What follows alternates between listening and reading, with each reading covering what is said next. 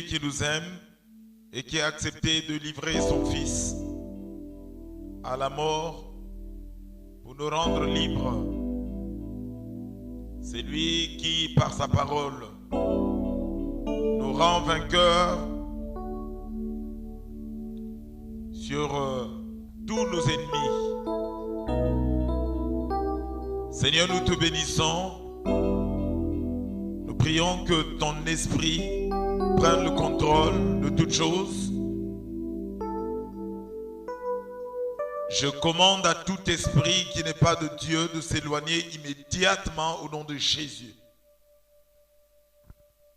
Père,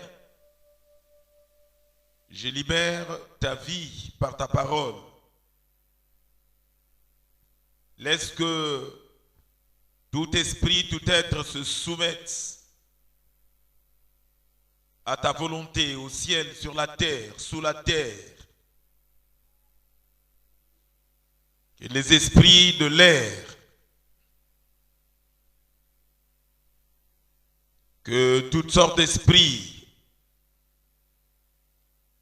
des cimetières, d'enfer, des eaux provenant des forêts, des étangs, invoqués par les hommes en provenance des astres, se soumettent immédiatement au nom de Jésus-Christ, et que ces moments de prière que nous prenons soient véritablement source de bénédiction pour l'Église. Règne, Saint-Esprit, conduis-nous au Père et révèle-nous Jésus.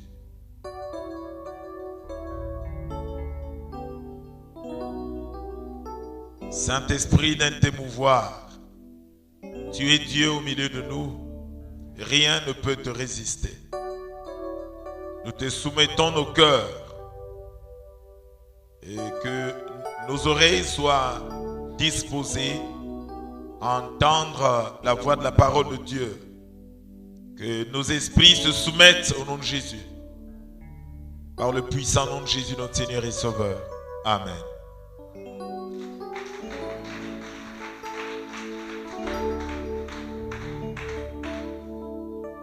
Je vous salue dans le nom de Jésus, notre Seigneur et Sauveur. Le Seigneur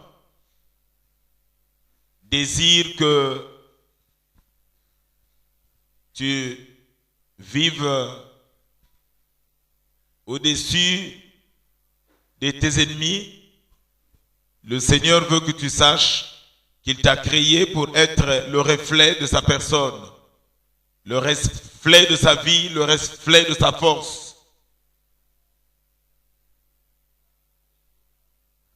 C'est par la connaissance que tu progresses. Et Dieu veut que tu saches que les enfants de Dieu ne craignent pas ce que le monde craint. Parce que le peuple de Dieu a ce que le monde n'a pas. Amen.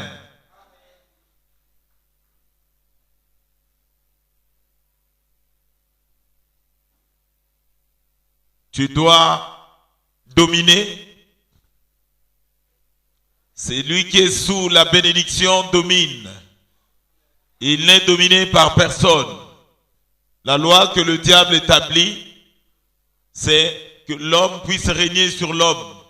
Mais Dieu a établi que l'homme domine sur tout ce que Dieu a créé, sauf sur son semblable. Toi, tu dois dominer. Alléluia. Bien-aimé, je sens la gloire du Seigneur, je sens la présence du Seigneur. Écoute la parole avec une oreille attentive, avec une oreille spirituelle. Tu dois dominer. Amen. Tu dois dominer. Amen. Tu dois dominer. Amen. Deutéronome chapitre 15, du verset 1er au verset 6. Deutéronome 15, de 1 à 6. Pourquoi les autres ne veulent pas prendre l'habitude de lire la parole de Dieu? Pourquoi vous laissez cette bénédiction selon pasteur Alexandre?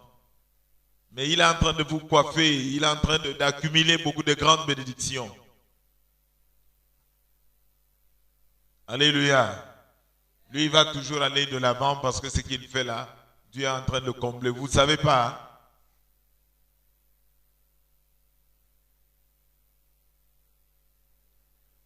Il faut que d'autres prennent le courage aussi de lire.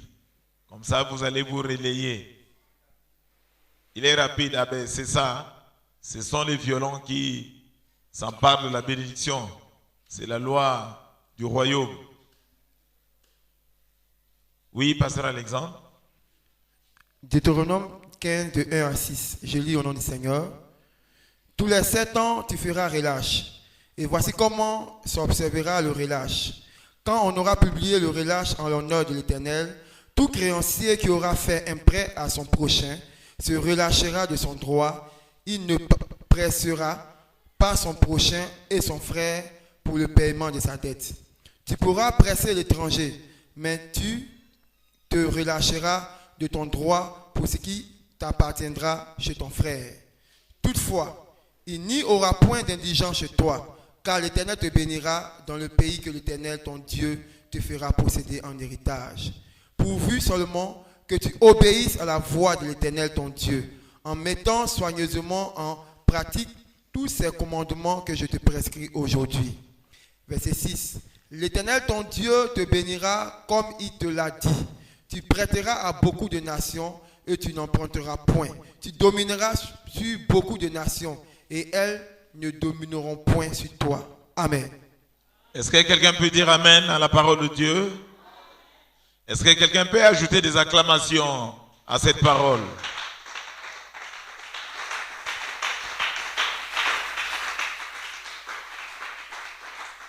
Amen. Alors écoute-moi te dire une chose. Ta vie ne se résume pas sur les choses que tu es en train de vivre maintenant. Amen. Autrement dit, ce que tu vis maintenant ne détermine pas ce que tu seras demain. Ce que tu seras demain est déterminé par la parole de Dieu. C'est pour cela qu'il faut connaître ce que Dieu dit au sujet de ta vie. Amen. Nous venons de lire dans la parole de Dieu la pensée de Dieu pour son peuple. Et si quelqu'un ici fait partie du peuple de Dieu, qu'il soit attentif à cette parole. Parce que Dieu est en train de donner ici sa volonté pour son peuple. Le livre de Deutéronome, bien-aimé dans le Seigneur, c'est un livre de rappel. Suivez très bien, c'est le rappel de la loi.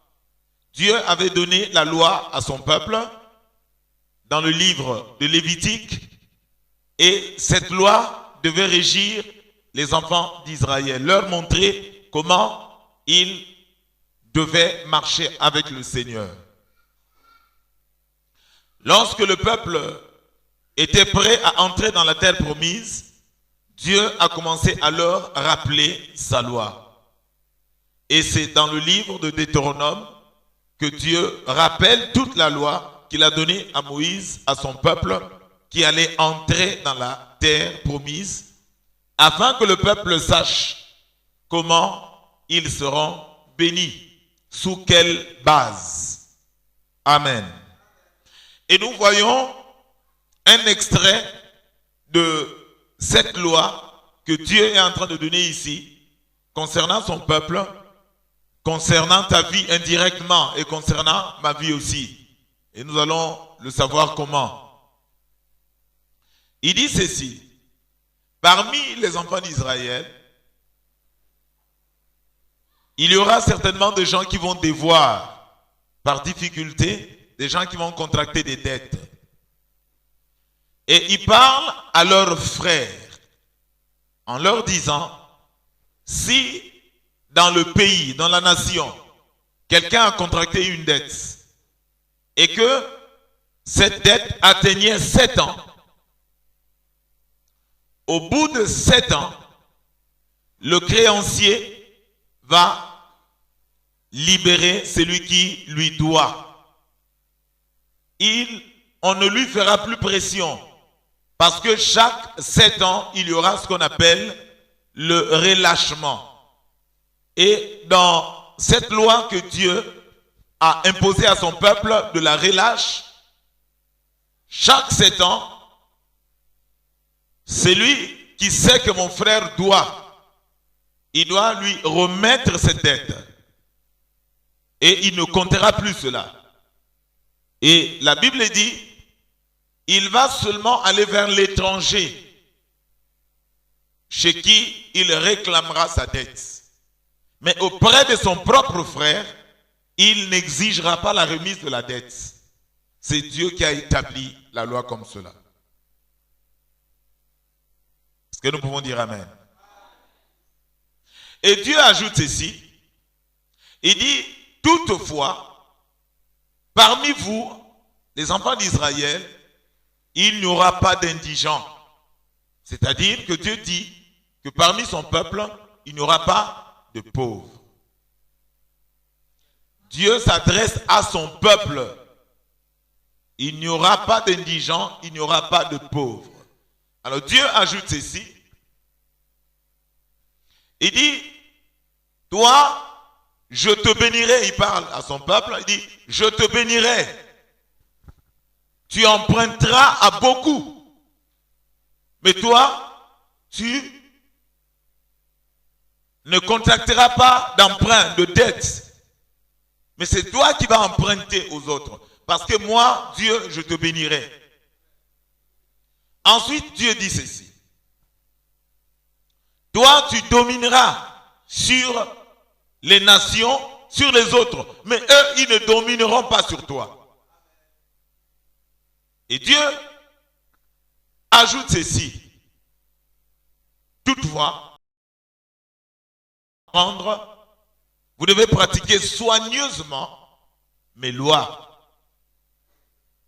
afin que ce que je suis en train de dire à votre sujet s'accomplisse. Soigneusement, vous mettrez en pratique mes lois. Alors, qu'est-ce que Dieu voulait te dire à toi et à moi? C'est tout simplement ceci. Qu'il y a un temps où Dieu ne compte plus les dettes. En Israël, c'était après chaque 7 ans. C'était la volonté du grand juge, du maître de l'univers, de celui qui a créé toutes choses. Et cela était irrévocable. 7 ans plus tard, personne n'avait le droit ni le pouvoir d'aller réclamer sa dette auprès de son frère, sauf de l'étranger. Aujourd'hui, qu'est-ce que ça veut dire? Ça veut dire ceci, que les 7 ans symbolisent la venue de Jésus-Christ qui libère le pécheur de sa dette. Jésus, quand il arrive, chaque pécheur qui reçoit Jésus dans sa vie, sa dette est remise et personne ne le poursuivra. C'est le maître de l'univers qui décide ainsi. Les véritables 7 ans qui consistent à libérer l'endetté, le débiteur, c'est le temps de la fin où le Messie vient pour mourir à la croix afin de libérer le pécheur. Et ce temps est arrivé. Ce temps où toi, qui étais sous la dette du péché, Dieu t'absout, Dieu te libère sans que tu n'aies payé quelque chose. Cela ne dépend pas de ton intelligence, ça ne dépend pas de ta compréhension, ça dépend de celui qui a établi la loi. En Israël, ça ne dépendait pas de la compréhension de celui qui a emprunté ou de celui qui doit. La loi était ainsi déclarée, c'est Dieu qui l'a voulu comme cela. Après 7 ans, tout le monde comprenait et se soumettait. On n'avait pas besoin de chercher à comprendre pourquoi cela. C'est le juge suprême de l'univers qui a établi les choses comme cela par sa loi et tout le monde obéit. Amen. En tant que peuple de Dieu aujourd'hui, tu dois savoir que ta dette est remise. Tu ne dois plus à personne. La Bible dit, sauf l'étranger. L'étranger doit payer sa dette. Qui est étranger? C'est celui qui n'a pas droit de citer. Je n'ouvre pas les Écritures pour ne pas que nous prenions beaucoup de temps, parce que nous devons prier, il faut qu'on termine vite. La Bible dit, nous n'avions pas droit de citer. Nous étions sans Dieu. Sans droit de citer en Israël, sans Dieu. Mais aujourd'hui, le fait que nous avons reçu Jésus comme Seigneur et Sauveur, nous sommes devenus peuple de Dieu, enfants de Dieu. Et donc, nous ne sommes plus étrangers. La dette que chacun avait contractée a été remise. Et nous sommes déclarés libres.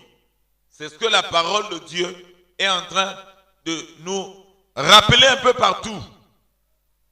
Vous pouvez prendre Galates, premier chapitre, non, Éphésiens 1, le verset 7, je crois bien, c'est ça. Et il y a aussi Colossiens, chapitre 2, de 13 à 15. Il y a beaucoup de textes.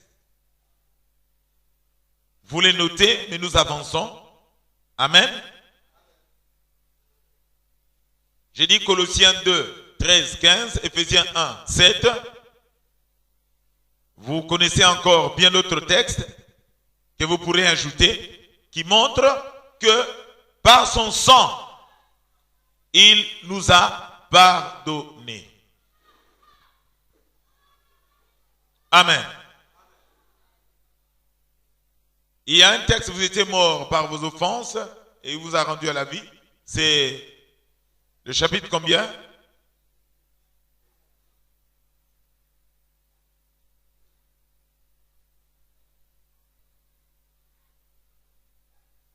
Commence un peu à partir du début.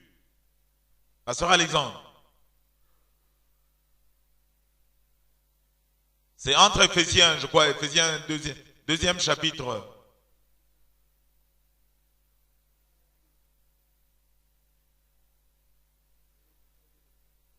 Oui, vas-y, Pasteur Alexandre. Suivons la parole de Dieu. Parce que ton esprit est libéré lorsque tu entends et tu comprends. La foi vient de ce que l'on entend. Et ce que l'on entend vient de la parole de Dieu. Vas-y. Vous étiez morts par vos offenses et par vos péchés. Voilà. Dans lesquels vous marchiez autrefois. Selon le train de ce monde. Selon le prince de la puissance de l'air. De l'esprit qui agit maintenant dans les fils de la rébellion. Nous tous aussi, nous étions de leur nombre. Oui. Et nous vivions autrefois selon les convoitises de notre chair. Nous vivions autrefois selon les convoitises de notre chair. La convoitise veut dire quoi? La convoitise, c'est un désir immodéré. C'est un désir déréglé qui ne respecte pas les règles de la parole du Seigneur. C'est un désir qui s'empare du cœur de l'homme et qui le pousse violemment vers l'acte. La convoitise. Amen.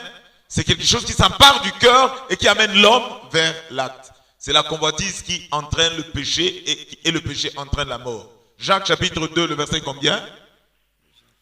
Non, toi tu restes sur ton texte. Jacques chapitre 2, 1, le verset combien? En 13, 14. Essayez de fouiller rapidement. Si quelqu'un trouve, 13. se met debout. Le verset 13, oui, vas-y. Le verset 12, pardon. Heureux l'homme qui supporte patiemment la tentation. Quand après avoir été éprouvé. Non, le verset 13. 13, c'est 13. Oui. Que personne, lorsqu'il est tenté, ne dise c'est Dieu qui me tente. Car Dieu ne peut être tenté par le mal et il ne tente personne. C'est 14. C'est 14, j'avais bien dit 14, 15. Oui, vas-y. Mais chacun est tenté quand il est attiré et amorcé par sa propre convoitise. Voilà, chacun est tenté quand il est attiré et amorcé. La convoitise attire l'homme. C'est un désir qui remplit son cœur et qui exerce une pression qui attire l'homme vers l'acte. Vous comprenez? Alléluia. Amen. Et c'est un élément que le diable utilise pour avoir les humains. Oui, vas-y. Par sa propre convoitise. Voilà. Puis la convoitise, lorsqu'elle a conçu, enfante le péché. Voilà, lorsque la convoitise est nourrie, la convoitise conçoit et enfante le péché, oui. Et étant consommé, produit la mort. Étant consommé, produit la mort. Donc il y a la convoitise qui conçut, produit le péché et le péché produit la mort. Vous voyez les étapes? Amen. Donc la Bible dit, nous vivions autrefois selon la convoitise. Autrefois avant de connaître Dieu. Oui, vas-y. Accomplissant la volonté de la chair. Accomplissant la volonté de la chair, oui. Et de nos pensées. Et nous étions par nature des enfants de colère. Nous étions par nature des enfants de colère. Comme les autres. Comme les autres, continue. Mais Dieu, qui est riche en miséricorde. Dieu qui est riche en miséricorde, il a fait quoi? À cause d'un grand amour dont il nous a aimés, nous qui étions morts par nos offenses, nous a rendus à la vie avec Christ. C'est par grâce que vous êtes sauvés. Amen. Amen. Dieu nous a rendus à la vie avec Christ. C'est par grâce que nous sommes sauvés. Qui a payé quelque chose? Personne. Ce sont les 7 années qui sont arrivées à terme. Dieu s'est souvenu qu'après 7 ans, l'endetté doit être libéré. Amen. C'est pourquoi je disais, les 7 ans sont l'expression de la venue de Christ qui nous libère. C'est Dieu qui décide les choses comme ça. C'est pourquoi tu dois savoir que ta libération ne se discute pas. Ça ne se négocie pas. C'est le juge suprême qui l'a décidé ainsi. Il y avait bien un acte de condamnation, mais le juge suprême décide que quelqu'un d'autre a pris ta place et toi, tu as été libéré. Amen.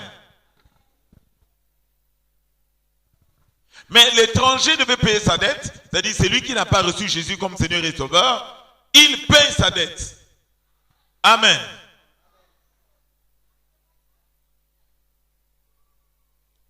Mais bien aimé, il y a un principe capital là-dessus, c'est que lorsque ta dette a été remise, tu ne dois pas aller suivre quelqu'un pour lui faire pression de payer ta dette. Si tu le fais, Dieu fera la même chose pour ta vie.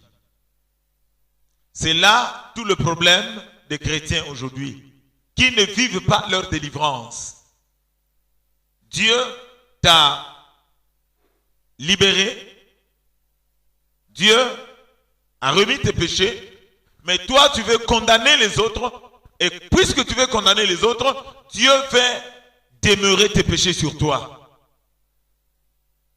Puisque la mesure par laquelle tu te sers pour mesurer les autres, c'est la même mesure que Dieu s'en servira pour te mesurer toi-même. C'est pourquoi, vous voyez, le Seigneur a donné la parabole, on ne va pas revenir sur le pardon, c'est lui à qui on avait remis la dette, mais qui est allé prendre l'autre au collet pour dire paye ma dette, alors qu'on avait remis sa dette. Donc quand tu respectes la loi qui te libère, Dieu aussi te rend libre. Mais lorsque tu ne respectes pas la loi, et pourtant libéré, mais tu vis dans la servitude. Un peu comme nous avons appris cela dimanche. Amen. Tu as droit d'être libre dans la vie, mais tu vis comme quelqu'un qui est sous le joug parce que tu refuses d'accorder le pardon aux autres. Amen. Pardonner, tu es libre. Quand tu n'as pas pardonné, tu n'es pas libre. Et le vrai problème aujourd'hui des chrétiens qui n'avancent pas sur le plan spirituel, c'est que dans leur cœur, il n'y a pas de pardon. Mais Dieu a bien libéré. Mais quand dans ton cœur, il y a le nom de quelqu'un, tu ne pourras jamais avancer. Tu vas tourner en rond. Tu vas faire des prières, mais les choses ne marcheront pas. Parce que tu diras, lui, je ne peux pas prier pour lui. Je vais prier pour lui, pourquoi? Lui, je ne peux pas lui dire bonjour. Je vais lui dire bonjour, pourquoi? On te demande pourquoi, tu dis, il n'y a pas de problème. C'est seulement moi-même. Alléluia. Alléluia.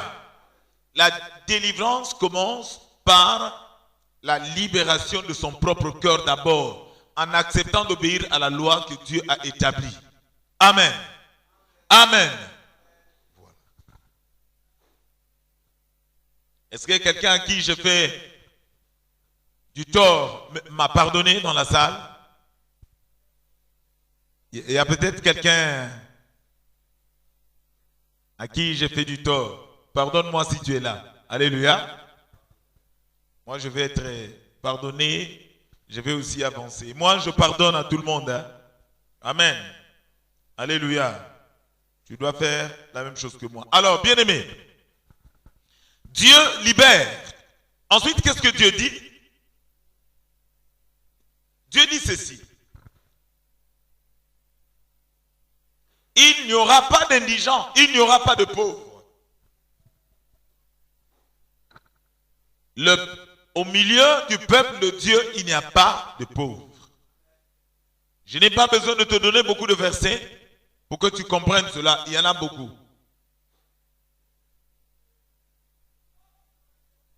Au milieu des enfants de Dieu, il n'y a pas de pauvres parce que Dieu nous a bénis. Amen. Amen. Amen. Éphésiens 1, le verset 3. La Bible dit, nous sommes bénis de toutes sortes de bénédictions spirituelles dans le lieu céleste en Jésus-Christ.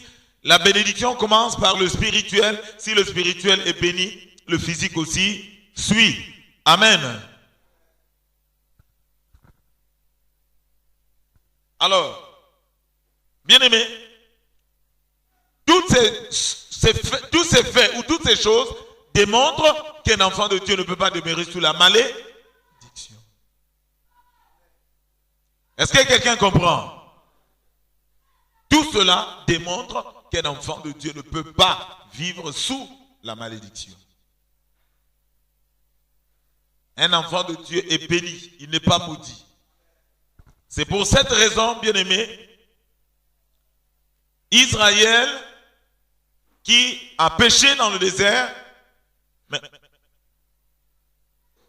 le roi Balak va chercher le prophète Balaam pour lui dire, maudis-moi Israël. Le prophète Balaam arrive, il maudit Israël, mais c'est des paroles de bénédiction qui sortent. Et en plus, pire encore, Dieu dit, je ne vois aucun péché sur Israël. Est-ce qu'on peut lire ça? Je crois que c'est Nombre 23, non? Je veux que tu comprennes. Passez à l'exemple, faisons vite parce que nous devons prier un peu plus. C'est 23, le verset combien? Le verset? Vas-y, passez à l'exemple. Tu n'as pas. Je lis au nom du Seigneur. Amen. Balaam prononça son oracle et dit, Balak m'a fait descendre d'Aram, le roi de Moab m'a fait descendre de la montagne de l'Orient. Viens, maudis Jacob, viens, sois irrité contre Israël. Comment maudirais-je celui que Dieu n'a point maudit? Amen. Amen. Amen. Comment maudirais-je celui que Dieu n'a pas maudit? Dieu a béni quelqu'un, toi tu vas le maudire comment? Notre problème c'est quoi? C'est que quand on nous maudit, on se fâche, on cherche la bagarre. Au lieu de savoir que personne ne peut me maudire, ces paroles n'ont point d'effet. La malédiction sans cause n'a pas d'effet. Amen. La malédiction ne peut pas agir sur moi. Commence à voir comme Dieu voit. Ce n'est pas la réalité qui fera que la volonté de Dieu pour ta vie change. Amen. Tu peux répéter 3 fois, je ne suis pas maudit. Je ne suis pas maudit. Au nom de Jésus. Au nom de Jésus. Je ne suis pas maudit. Au nom de Jésus. Amen. On peut le répéter encore 3 fois. Je ne suis pas maudit. Je ne suis pas maudit. Je ne suis pas maudit au nom de Jésus-Christ. Est-ce qu'on peut encore le répéter 3 fois? Je ne suis pas maudit. Je ne suis pas maudit. Je ne suis pas maudit au nom de Jésus-Christ. Est-ce qu'on peut répéter 3 fois? Je suis béni au nom de Jésus. Je suis béni. Je suis béni. Au nom de Jésus, on reprend. Je suis béni. Je suis béni. Je suis béni au nom de Jésus. 3 fois encore. Je suis béni. Je suis béni. Je suis béni au nom de Jésus-Christ. Oui, vas-y, passera l'exemple. Je le vois du sommet des rochers. Je le contemple du haut de la colline. C'est un peuple qui a sa demeure à part et qui ne fait point partie des nations. Qui peut compter la poussière de Jacob et dire le nombre du cas d'Israël, que je meure de la mort des justes et que ma fin soit semblable à la leur. Ce n'est pas là? Continue de fouiller. L'enchantement ne peut rien contre Jacob. C'est autour de là où tu es. On est au chapitre combien? Le verset 23. Oui, c'est autour de là, verset 22, 23. 23 voilà, c'est ça. 22, 23, 24. Je lis. Oui, vas-y. Dieu les a fait sortir d'Égypte. Il est pour eux comme la vigueur du buffle. L'enchantement ne peut rien contre Jacob, ni la divination contre Israël. Les fétiches ne peuvent rien contre ta vie. C'est ce que la Bible est en train de dire. Amen. Alléluia. Amen. Est-ce que quelqu'un peut dire 3 fois Amen? Amen. Amen. Amen. Oui. L'enchantement ne peut rien contre Jacob, ni la divination contre Israël. Au temps marqué, il sera, dit à Jacob et à Israël, quelle est l'œuvre de Dieu. C'est un peuple qui se lève comme une lionne et qui se dresse comme un lion. Il ne se couche point jusqu'à ce qu'il ait dévoré la proie et qu'il ait bu le sang du blessé. Je ne vois aucun péché. Je ne vois aucun péché, aucune iniquité sur Jacob. Verset 21. Verset 21. Oui, c'est ça. Oui. Il n'aperçoit point d'iniquité en Jacob.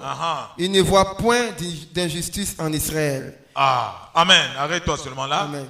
Voyez, comment Dieu peut ne pas voir le péché en Israël?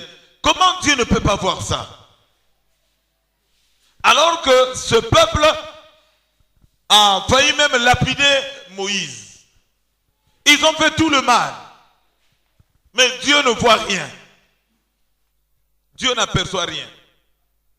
C'est comme la femme surprise en flagrant délit d'adultère. Jésus cherche à ce que les hommes, eux, voient le péché dans la femme. Mais comme les hommes n'ont rien vu, le Seigneur demande à la femme, quoi? Personne t'a condamné? Il dit non. Il dit moi aussi, je ne vois rien. Est-ce que tu vois ce que ton Dieu fait? Mais si elle avait dit, non, il ne m'a pas condamné, mais moi je viens de tomber. Jésus allait dire, bon, puisque ton péché est sur toi, vas-y, tu vas mourir. Alléluia. Le Seigneur est venu pour remettre la dette de ceux qui sont sous la dette. C'est pourquoi le Seigneur n'a pas cherché ce que cette femme-là avait fait. Pourtant, le Seigneur connaît ce que la femme a fait, mieux que les hommes qui l'ont amené à lui. Mais il n'est pas venu, Jésus n'est pas venu pour condamner, mais il est venu pour remettre les dettes. Est-ce que quelqu'un comprend? C'est pourquoi, quand quelqu'un vient pour indexer ton péché, c'est son problème à lui, avec son Dieu. Toi, tu as un autre Dieu. On n'a pas le même Dieu que eux. Bien-aimés, comprenez bien la parole du Seigneur. Comprenez bien la parole du Seigneur. Il n'y a pas de malédiction dans ta vie. Dieu a remis ta dette et en plus, pendant ces 21 jours, Dieu est venu encore confirmer la remise de ta dette. pour que tu marches tête haute, attendant la bénédiction de Dieu qui arrive devant toi. C'est pourquoi je dis à quelqu'un, ne t'amuse pas avec ces 21 jours. Si quelqu'un est en train de blaguer, vous n'êtes pas pareil. Il y a des gens qui sont sérieux dans la vie et il y a des gens qui sont légers dans la vie.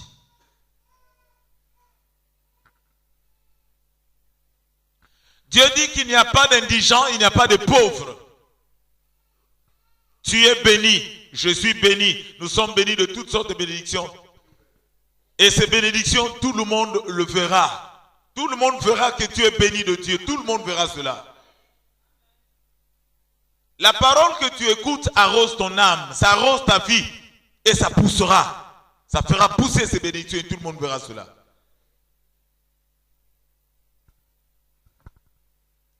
Maintenant, bien aimé l'homme Seigneur, Dieu dit ceci, il dit, mettez soigneusement mes lois en pratique.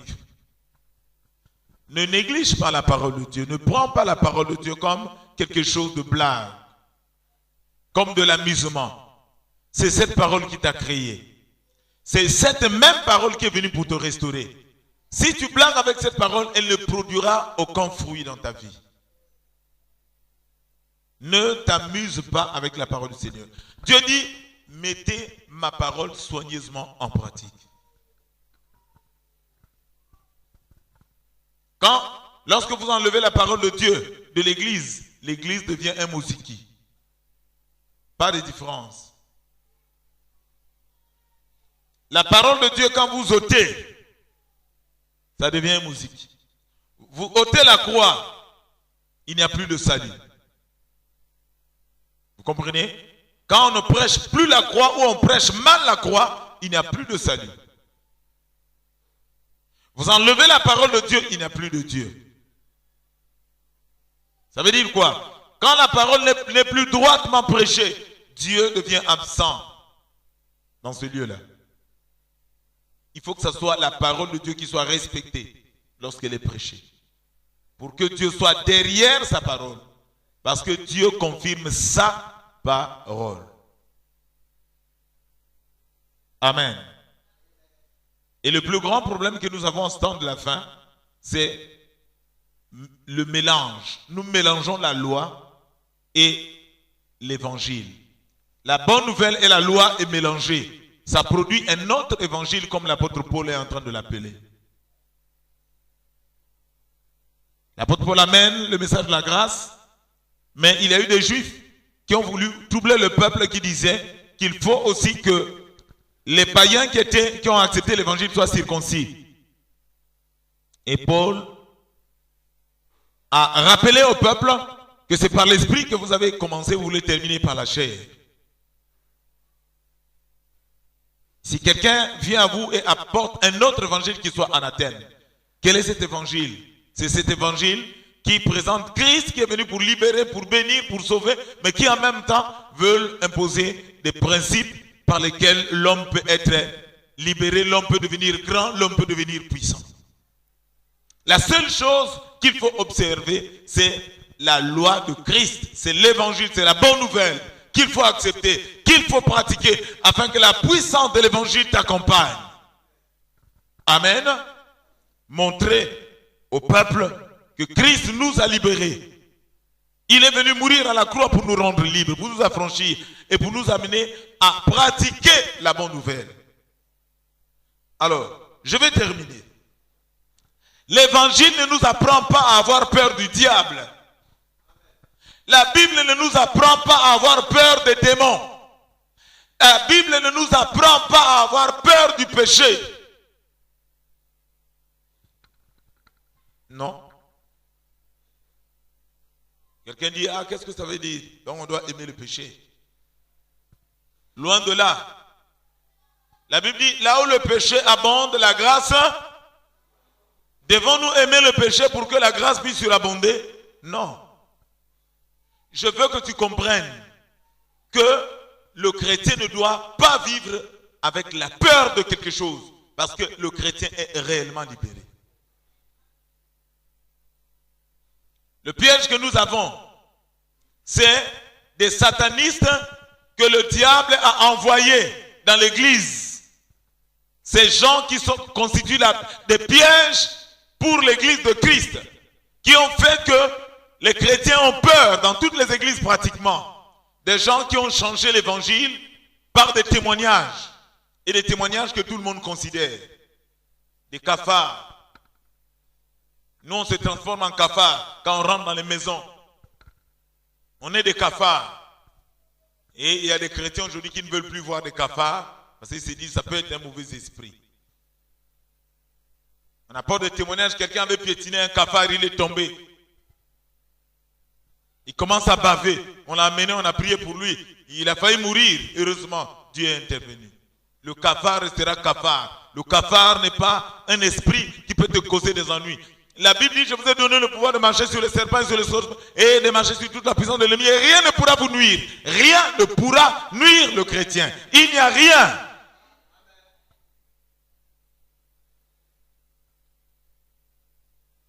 Nous devons craindre Dieu. Pas craindre. Nous nous purifions de tout mal. Mais nous n'avons pas peur du péché.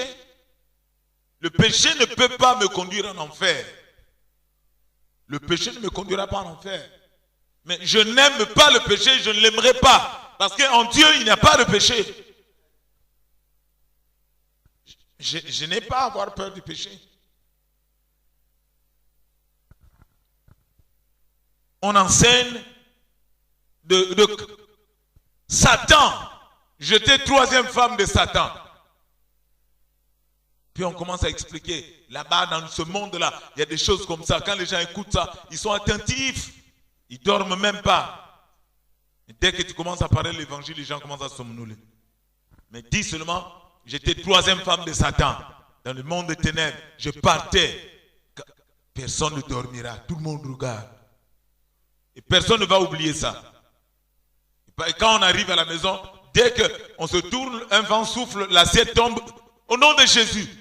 Parce qu'on a entendu le témoignage là, on sait que le diable peut me visiter ici. Le diable ne peut pas te visiter parce que celui qui est en toi est plus grand que celui qui est dans le monde. Ce que tu crains t'arrive et le diable le sait. Il est en train d'envoyer des émissaires pour apporter de faux témoignages. Tous les hommes de Dieu aujourd'hui pour être forts, grands, être aimés, estimés, préparent des paroles sur les démons. Sur les démons de Sankai, les démons de ceci, les démons de boisson, les démons de danse. Si tu ne connais pas ça, tu n'es pas bon pasteur. Et regardez dans la Bible, Jésus lui-même a enseigné sur les démons. Non. Quand on parle des démons, c'est lorsque Jésus les chasse. Pas quand Jésus enseigne sur les démons. Les disciples ont enseigné sur les démons? Non. Quand on parle des démons dans la Bible, c'est quand ils les chassent, pas quand ils enseignent sur les démons. Allez dans l'Ancien Testament. On n'enseigne pas sur les démons. Maintenant, d'où vient que les gens nous apportent des révélations pour faire entrer la terreur, la peur dans la maison de Dieu. On ne connaît même pas les anges, mais on connaît déjà tous les démons.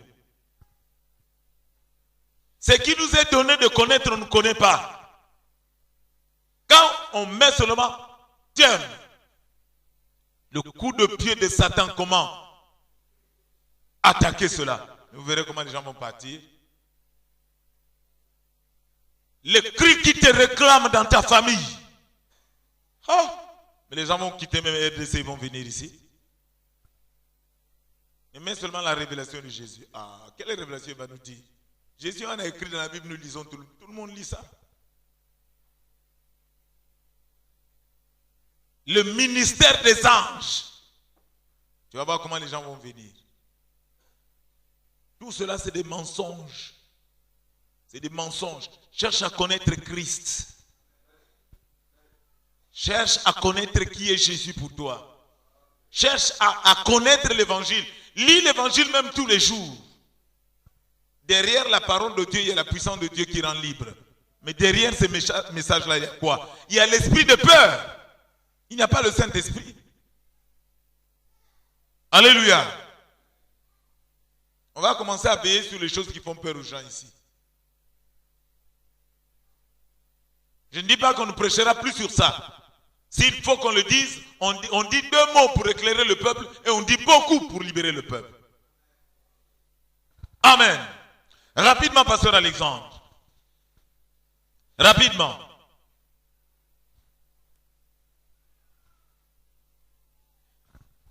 Le diable doit fuir ta vie. Et ta vie doit être une vie de paix, de joie, une vie bénie. Amen. Amen. Amen. Amen.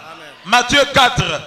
Prends ce verset qui te montre comment soumettre le diable. Écoute-moi très bien. Tu n'as pas besoin de connaître le diable. Tu n'as pas besoin de connaître les démons. Tu as besoin de connaître ce que tu dois faire pour que le diable soit loin de ta vie. Amen. Amen. Voilà. Prends tous ces versets qui te montrent comment être au-dessus de Satan et dominer et sur le diable et sur ceux qui le servent. Prends le premier verset. D'abord, on commence parce que Jésus lui-même a fait Matthieu 4. On va aller très vite. Hein? Alors, Matthieu 4, 10, 11. Matthieu 4, 10, 11. Oui. Je lis au nom du Seigneur. Amen. Jésus lui dit, retire-toi Satan. Et il lui dit quoi? Retire-toi Satan. Car il est écrit, tu adoreras le Seigneur ton Dieu et tu le serviras lui seul. Alors le diable le laissa et voici des anges vinrent auprès de Jésus et le servirent. Amen. Amen. Si tu résistes au diable, tu lui dis, retire-toi de ma vie. S'il s'en va, parce que tu ne veux pas de lui, les anges viendront. Ils vont commencer à te servir. Tu ne les appelleras pas. Amen. Mais maintenant, comment connaître le diable? Le diable n'est qu'une pensée. Une pensée qui vient vers toi pour te demander de faire ce qui est contraire à la volonté de Dieu. Tu ne verras jamais le diable en face.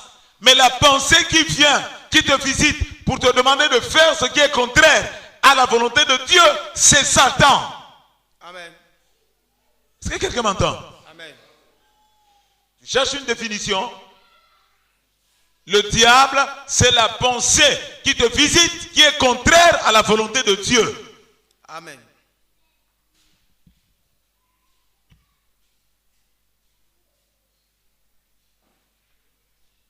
Quand on nous dit le serpent vint pour tenter Jésus, ensuite on nous dit, il dit, mettez le serpent à côté mais prenez la pensée. C'est sa pensée qu'il voulait imposer à Christ. Amen. Amen. Parce que de toute façon tu ne verras jamais le serpent. Il faut dire chaque fois qu'une mauvaise pensée vient à toi, retire-toi de moi Satan. Il faut parler à cette pensée. Il l'a dit, ici Jésus l'a dit, et devant Pierre, il a encore répété, arrière de moi Satan. Chaque fois qu'une pensée vient, il faut t'opposer, il faut parler. C'est le diable lui-même en personne qui vient à travers la pensée. Il faut parler. Est-ce que quelqu'un m'a entendu? Amen. Deuxièmement, 1 Jean 5, le verset 18. Rapidos, pasteur Alexandre. Je te montre comment être sur le diable, comment vaincre le diable, comment marcher sur lui. Oui? Je lis au nom du Seigneur. Amen. Nous savons que quiconque est né de Dieu ne pêche point. Mais celui qui est né de Dieu se garde lui-même et le malin ne le touche pas. Amen. Amen. Reprends cela. Nous savons que quiconque est né de Dieu ne pêche point. Voilà. C'est lui qui est né de Dieu. C'est lui qui a reçu la nouvelle naissance. La naissance de la parole de Dieu. La naissance de Jésus. La naissance de l'Esprit. Il n'aime pas le péché. Amen. Et la conséquence, le malin ne le touche pas. Amen. Est-ce que j'ai besoin de connaître tous les démons? Non. Non. J'ai besoin seulement de ne pas pécher pour ne pas que le malin s'approche de moi. Il ne s'approche pas de moi parce que je n'aime pas le péché. Point barre. Est-ce que quelqu'un entend cela? Amen. Si tu as reçu la nouvelle naissance, tu n'aimeras pas le péché. La seule possibilité pour toi d'être sur le diable, c'est de refuser de te compromettre dans le péché. C'est ça. Tu peux ne pas connaître les démons, mais ils ne s'approcheront pas de toi si tu obéis à cette parole. Amen. Amen. Amen. Amen. 3 fois. Répète. Je peux vivre sans péché. Come on. Je peux vivre sans péché. Je peux vivre sans péché.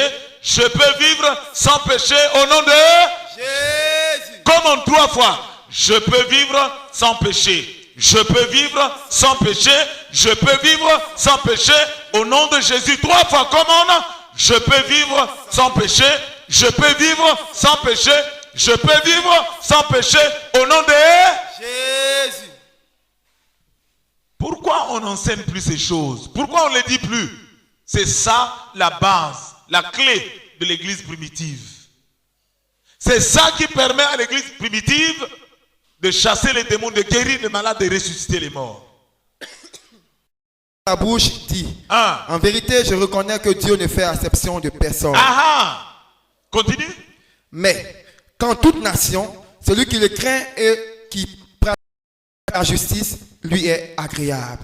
Celui qui le craint et qui pratique la justice, lui est agréable. En toute nation. Le verset 28. À tes résolutions répondra le succès. À tes résolutions répondra le succès. Amen. Soyez sobres, veillez. Votre adversaire, le diable, rôde comme un lion rugissant, cherchant qui il dévorera. Résistez-lui avec une foi ferme. Une foi ferme. Une foi ferme. Oui, vas-y. Ephésiens 4, 7. 27. 27, oui. Et ne donne pas accès au diable. Toi-même, tu es plus fort que le diable. Amen. Si tu ne lui donnes pas l'accès, il ne pourra pas entrer dans ta vie. Tu comprends? Amen. Votre obéissance est connue de tous. Oui. Je me réjouis donc à votre sujet et je désire que vous soyez sages en ce qui concerne le bien et puis le bien et puis en ce qui concerne le mal. Amen. Tu peux t'arrêter là.